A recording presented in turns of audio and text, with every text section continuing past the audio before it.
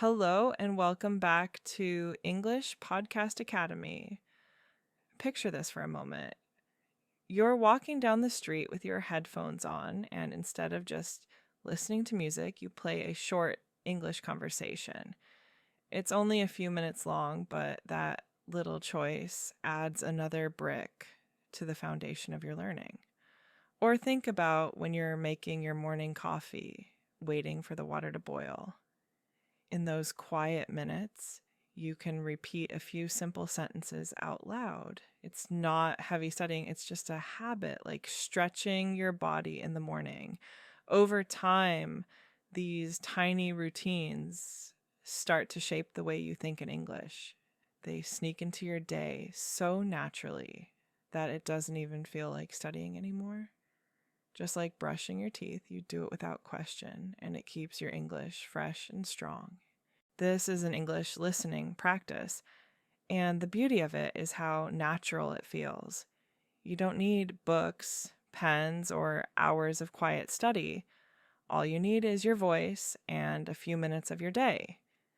Imagine you're sitting on the train, headphones in, and instead of scrolling endlessly, you're repeating short, useful sentences. Or picture yourself lying in bed before sleep, softly echoing the words you hear. Each repetition sharpens your ear, strengthens your memory, and trains your mouth to move more smoothly in English. Think of it like learning a song. The more you hear it, the more the rhythm sticks, and before long, the words come out without effort. That's what shadowing does for you. The sentences you repeat become part of your natural flow, and soon you'll find yourself using them in real life without even planning it. And here's the part most people overlook. Small daily habits don't just build skills, they build confidence. Imagine you spend 5 minutes every morning listening to a short English story. At first, you might only catch a few words, but after a week, those words start to connect. After a month, you begin to recognize whole phrases without effort. The progress feels natural because it grows slowly, like a seed turning into a tree. Think of athletes. They don't train for 20 hours in one day and then rest for a month. They show up every day, even if it's only for a short session, because consistency beats intensity. It's the same with English. A quick conversation with a friend, repeating one useful phrase before bed, or listening to a short podcast while cooking can do more for you than long hours once in a while. The secret is repetition, not perfection. Each small practice is like laying a brick, and before you know it, you've built a strong wall of skills that will support you for life. Think about riding a bike. The first time, it feels shaky. Your balance is off, and you keep falling.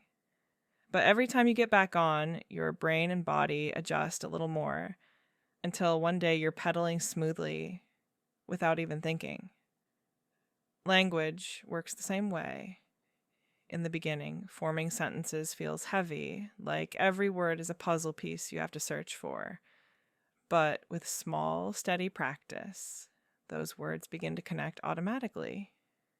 Your brain wires itself to respond faster, and suddenly you're not just studying English, you're living it. Even something as simple as repeating one phrase while you wash your hands or whispering a sentence while you walk to the bus creates a spark of learning. And because these actions are so small, they don't drain your energy or require big effort.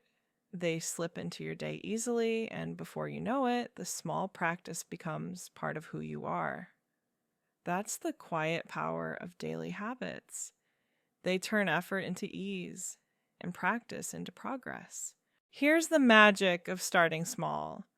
When something feels easy, your brain doesn't fight it.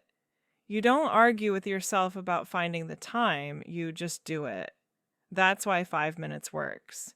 It's short enough to slip into your day without stress, yet powerful enough to build momentum. Think about it. You tie your shoes every morning without thinking. You check your messages without planning. You drink water without setting a reminder. These are habits, and they started as tiny actions that repeated until they became automatic. English can fit the same way. You don't need a special desk, a quiet room, or perfect conditions. You can practice while waiting for the kettle to boil, while walking to the store, even while looking in the mirror and saying one simple sentence out loud. And over time, something amazing happens. Those 5 minutes begin to stretch naturally, not because you force them, but because you want more. The habit grows by itself. And that's when English stops feeling like a task and starts feeling like a natural part of your everyday rhythm. I remember another learner who had a very busy life. She was a mother of 2 children, working full time, and always saying she had no time for English. Instead of giving up, she tried a small trick. Every evening while cooking dinner, she repeated one English sentence out loud. At first, it was only things like, I'm cutting the vegetables, or I'm washing the dishes. It seemed too simple, but because she repeated it every day, her mouth and her mind started to move faster. After a month, she added new sentences like, tomorrow I will meet my friend, or next week I have a meeting at work. Slowly, without extra effort, she built a new rhythm. After 6 months, she could hold a 5-minute conversation with her colleagues in English, something she had never imagined before. Just like your shy classmate, she didn't need hours of study or big plans. She only needed a repeatable daily habit, and that habit opened doors she thought were closed forever. So here's the truth I want you to remember. Progress isn't about one big push. It's about the rhythm you create for yourself. Every time you show up for these 5 minutes, you are proving to yourself that learning is possible, even on the busiest days. These small daily actions shape the way you think, the way you speak, and the way you see yourself. It's not just about English, it's about building the habit of showing up again and again, no matter what. That habit will serve you in every part of your life. You've already taken a powerful step by finishing this practice today, and that's something to be proud of. Keep the momentum alive, keep the routine simple, and let the small steps carry you forward. Remember, the playlists are here for you like a path already prepared, guiding you one step at a time. Trust the process, stay consistent, and you'll be amazed by how far you can go. Until next time, take care of yourself, keep your voice flowing, and I'll meet you again in the next video.